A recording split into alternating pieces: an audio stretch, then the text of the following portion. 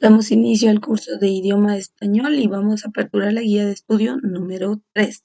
Para esta guía de estudio vamos a estar trabajando los contenidos de casos ortográficos y rasgos paralingüísticos. Vamos a iniciar con el primer punto. Muy bien, recuerdan que en la clase o en la guía anterior estuvimos hablando de lo que era el idioma, de lo que era la lengua y de lo que era el idioma o lengua, perdón, de lo que era el habla y lo que era la norma. Recordemos que respecto a la norma hablamos que existe la Real Academia Española, quien es la que se centra en establecer lo que es la norma para el idioma español. En este caso, al momento de establecer la norma, pues a través de la norma podemos conocer diferentes puntos ortográficos, puntos gramaticales, estructuras gramaticales en cuanto a la conformación de las palabras, su sentido, su enfoque, su significado. Entonces es muy importante que veamos, ahora vamos a hablar de lo que es los casos ortográficos, tomando en cuenta que a partir de acá vamos a empezar a ver algunas normas o algunas reglas ortográficas. Esto con el fin de que sepamos cuál es la forma correcta y la escritura adecuada para ciertas palabras dependiendo su clasificación. Entonces, cuando nos habla de los casos ortográficos, dice, la ortografía es un conjunto de normas y parámetros que rigen la escritura. He aquí dos convenciones que deben tomarse en cuenta al momento de redactar un texto. Esto es algo muy importante, ¿verdad? Respecto a lo que es la ortografía. Lamentablemente, perdón, hoy en día se ha perdido lo que es la presencia de las normas ortográficas.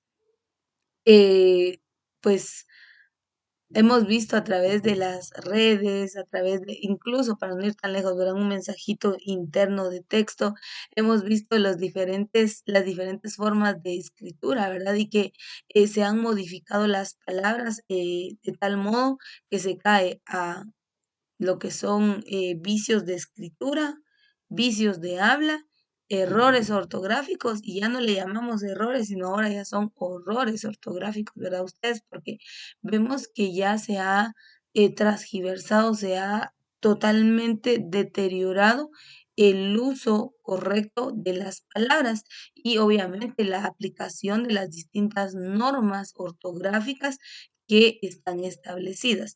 Creo que es importante, ¿verdad?, de que nosotros tomemos en cuenta la importancia que tiene el saber escribir y tomar en cuenta la norma ortográfica, puesto que en algún momento pues, nos vamos a encontrar en algún proceso serio, por ejemplo, en el ámbito laboral, ¿verdad? Y nos corresponde la redacción de alguna carta, alguna nota, algún documento en donde sería imperdonable que nosotros tengamos errores ortográficos, ¿verdad? Ustedes, horrores también, porque también suele pasar. Entonces tenemos que tomar en cuenta el uso de las normas ortográficas. Ahora bien, vamos a conocer en qué momento, de hecho estas no son las únicas que existen, vamos a conocer algunas de ellas y vamos a conocer en qué momento las vamos a aplicar.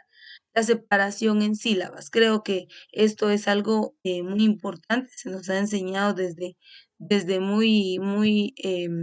muy tempranos niveles académicos lo que es la separación de las palabras por las sílabas, pero también consideremos que las palabras al momento de clasificarlas por sílabas se tienen que considerar una serie de aspectos, ¿verdad? Y vamos a ver a continuación cuáles serían.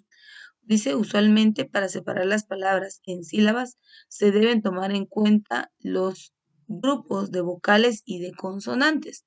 Muy bien, recordemos que hay vocales fuertes y que también tenemos vocales débiles y a partir de ahí nosotros entonces eh, nosotros podemos empezar a comprender lo que es la clasificación de las palabras. Ahora bien, cuando hablamos de las vocales fuertes, estamos diciendo que son A, E, O.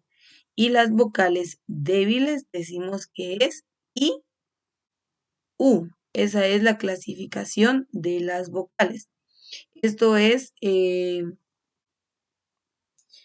esto es para que podamos comprender cómo es que vamos a lograr la separación de las palabras considerando el primer punto que nos dice la, los grupos de las vocales y de consonantes. Bueno, ahora bien, dice,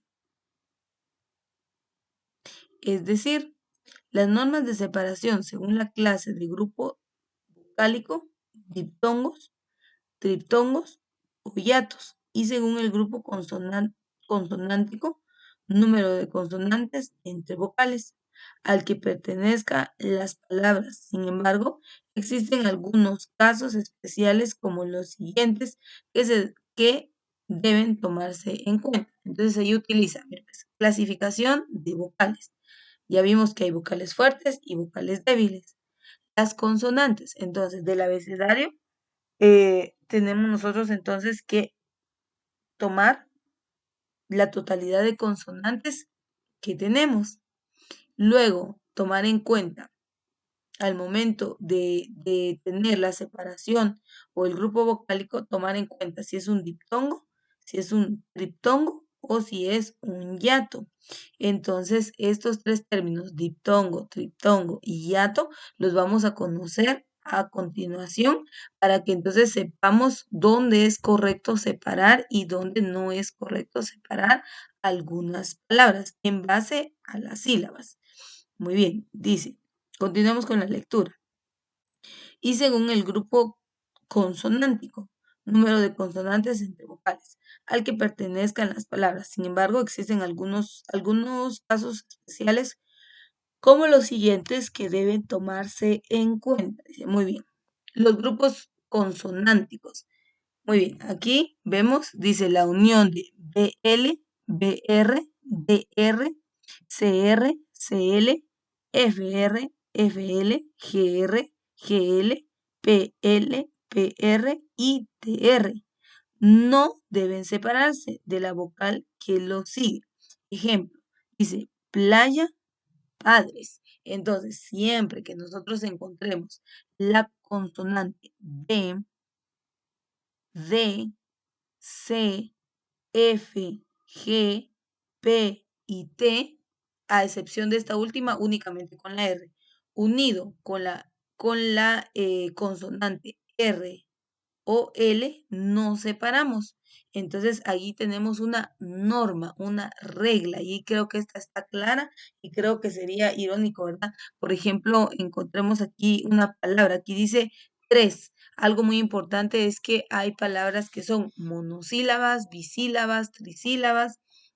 Entonces tenemos nosotros que comprender que, por ejemplo, acá, esta palabra tres, acá está, vean, si la queremos separar por sílabas, no podríamos separarla por sílabas, ¿verdad ustedes? Porque esta es una palabra monosílaba. Entonces, aquí hay casos excepcionales. Ya vamos a ir conociendo las reglas más adelante. Pero en este caso, vea, grave esto. B, D, C, F, G, P y T unido con la consonante, las consonantes que ya mencioné, unido con las consonantes L, U o R, no se separan. Y ahí tenemos los ejemplos. Esta es la primera regla.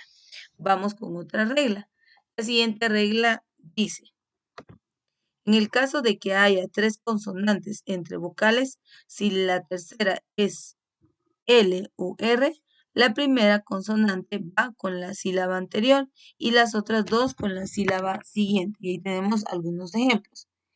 Entrega y amplitud. Entonces, mire, pues aquí hay una vocal, ¿ya?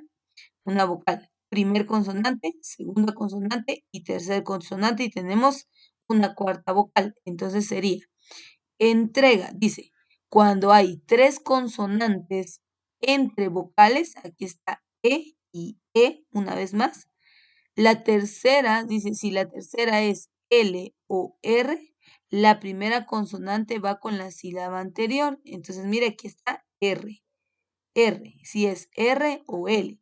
Entonces quedaría entrega. Se separan estas tres consonantes considerando que la primera se va a quedar, la primera consonante, perdón, se va a quedar con la primera vocal. Y ahí tenemos otro ejemplo, amplitud. Vea, primer consonante, segunda consonante y tercer consonante. Solo que vea está la L, y aquí claramente nos dice, si la tercer consonante es L o R, entonces la primer consonante se queda con la primer vocal, y por eso quedó separado en sílabas. Amplitud. Entonces, esas son las reglas o las normas ortográficas que nosotros no podemos obviar, que tenemos que respetar y tener muy en cuenta. Dice, siguiente regla, las consonantes dobles como doble R, doble L, che, forman un solo sonido, por lo que no se separan. Ejemplos, llevar, carretera. Entonces, yo creo que esto es una regla que la conocemos desde la primaria, creo yo, y sería ahí sí una gran falta ortográfica que nosotros vengamos, ¿verdad? Y separemos estas consonantes al momento de crear las sílabas, que separemos estas consonantes porque definitivamente no quedaría correcto, ¿verdad? Por ejemplo, lluvia, la palabra lluvia, nosotros no vamos a separar, ¿verdad? En sílabas y dejar o separar la doble L sería incorrecto, ¿verdad? Entonces creo que hay algunas reglas que son por lógica y que nosotros pues las tenemos ya bien grabadas, ¿verdad? Vamos a ver acá otra y dice, si dos consonantes están entre dos vocales y la segunda es R o L, las dos consonantes se agrupan con la segunda vocal. Bien, pues, dos consonantes entre dos vocales. Aquí tenemos abrigo, aplauso. Entonces veamos, aquí hay una vocal, abrí, aquí hay dos consonantes y la cuarta es una vocal. Entonces dice, si dos consonantes están entre dos vocales, entonces aquí está vocal, vocal y hay dos consonantes. La segunda es R o L, vemos que es R, la segunda consonante. Las dos consonantes se agrupan con la segunda vocal, entonces por eso A, la vocal A quedó sola, recordemos que es una vocal fuerte, entonces quedaría abrigo. Y como ya vimos en la primera regla gramatical que B con L, las consonantes B, D, C, F, G, P y T que estén unidas con la siguiente consonante L o R no se pueden separar. Entonces aquí vemos que hay podríamos decir una redundancia de regla, pero es como para que tenerlo una vez más claro, ¿verdad? Entonces vemos que dice esta regla, dos vocales, pero entre estas dos vocales hay dos consonantes y la segunda consonante es R o L, entonces las consonantes se van a ir con la segunda vocal. Y aquí tenemos la separación, abrigo. La segunda palabra ejemplo es aplauso, ¿vea? Aplauso. Entonces tenemos P y L son consonantes. Entonces aquí está L y aquí vemos la regla que dice que cuando esté L, cuando L o R y sean la segunda consonante, se unan con la primera y se agrupen a la segunda vocal. Entonces ahí tenemos la separación. Aplauso. Entonces, esas son las primeras normas o reglas, podríamos decir, en cuanto a la ortografía. Estas son algunas de las muchas que podemos encontrar. Y aquí vea, dice, estamos hablando únicamente de lo que es la separación en sílabas. Ahora vamos a ver una regla, el uso de un signo de puntuación muy importante y que de hecho los signos de puntuación muchas veces los obviamos de la redacción, incluso cuando estamos leyendo pues también obviamos el enfoque que debe tener el signo de puntuación o lo que nos indica el signo de puntuación para poderle dar énfasis o sentido a nuestra lectura o a nuestra escritura. Entonces acá nos habla del uso de la coma y dice, la coma es un signo de puntuación que indica una pausa breve que se produce dentro de un enunciado. Algunos casos en los que se utiliza la coma también presentan excepciones o casos especiales. He aquí algunos de estos. Ya una vez más, dice, la coma es un signo de puntuación que indica una pausa breve que se produce dentro de un enunciado. Algunos casos en los que se utiliza la coma también presentan excepciones o casos excepciones o casos especiales. He aquí algunos de estos. Y empecemos con el primer punto. Y dice, para separar miembros gramaticales equivalentes dentro de un mismo enunciado, a excepción de los casos en que, voy a subir acá, perdone, en que medie alguna de las conjunciones. Y aquí vemos ejemplos de conjunciones. Dice i, ni, o, u. ¿Sí? Ahí tenemos algunos puntos. Entonces, una vez más voy a regresar a la regla y explicar lo siguiente.